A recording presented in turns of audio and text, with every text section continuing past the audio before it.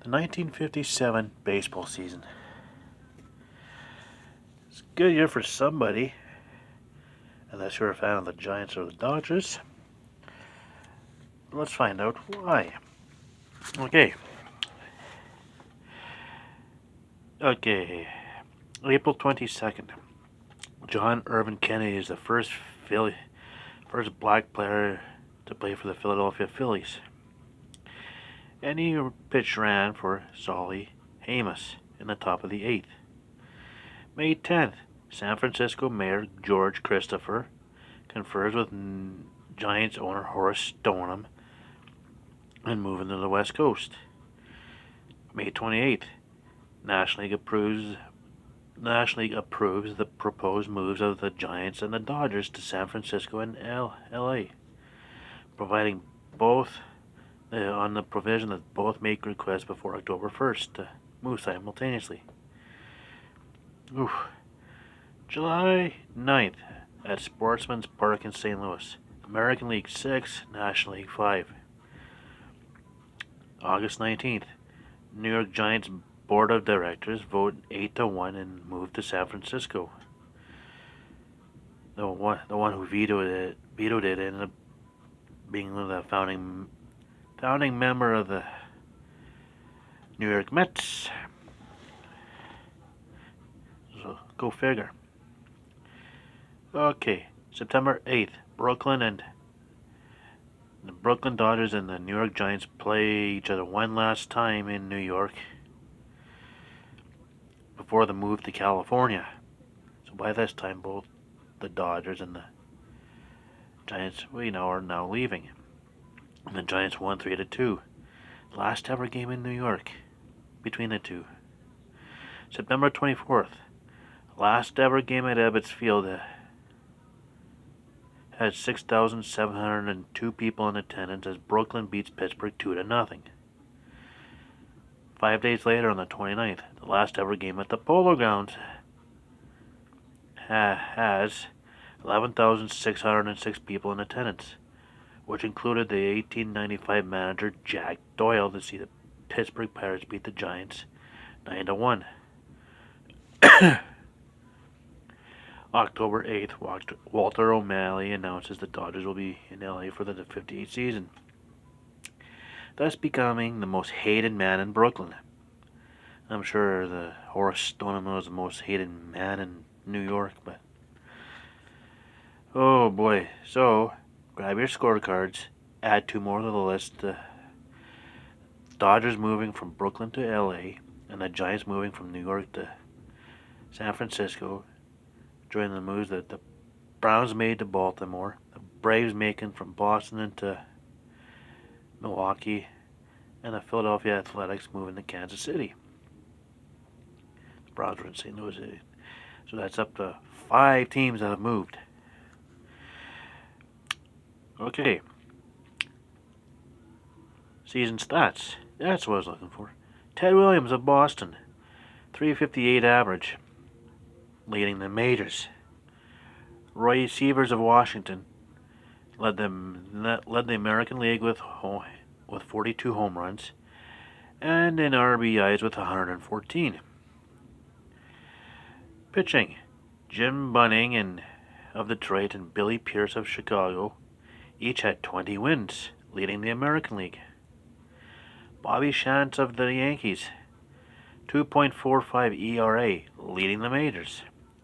An early win of Cleveland, 184 strikeouts, leading the American League. National League, Stan Musial of the Cardinals, .351 average, leading the National League. Hank Aaron of Milwaukee leads the majors with 44 home runs and 132 RBIs. So there. Yeah, he was pretty good. Warren Spahn of Milwaukee, 21 wins, leading the majors. Johnny Padres of Brooklyn, 2.66 ERA, led the National League. And Jack Sanford of Philadelphia, 188 strikeouts, led the majors.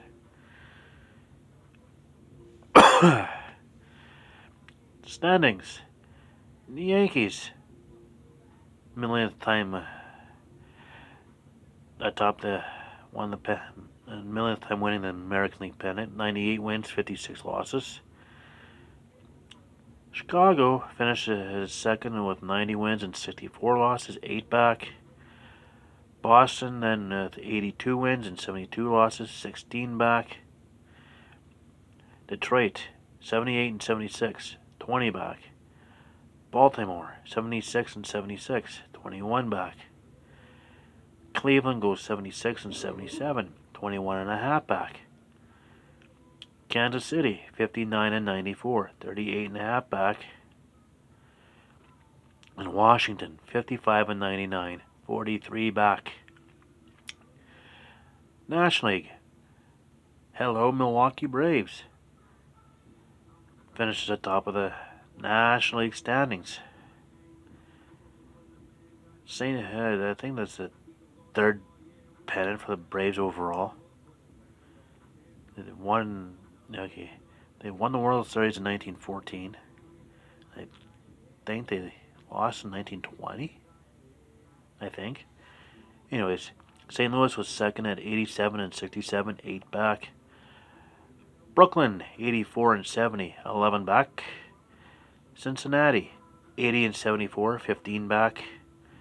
Philadelphia 77 and 77, 18 back. Giants go 69 and 85, 26 back.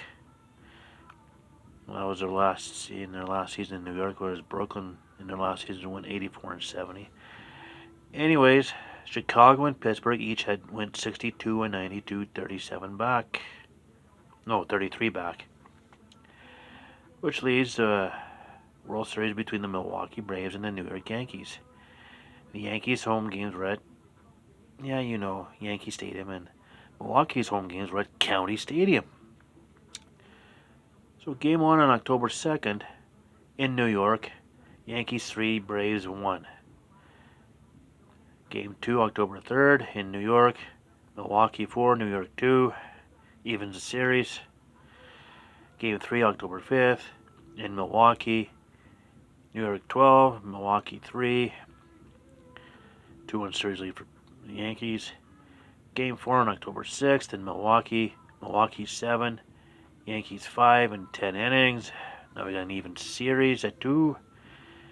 Game 5 on October 7th in Milwaukee. Milwaukee wins 1-0. 3 games to 2 lead for Milwaukee. Ooh. Game 6 October 9th in New York. Yankees 3, Milwaukee 2. Series tied at 3. Now we got Game 7 in New York on October 10th. And Milwaukee wins 5-0. Winning their first ever World Series since 1914, as mentioned. See, this is from 1955 onwards until I think 1965. The Yankees end up losing more World Series than they did winning.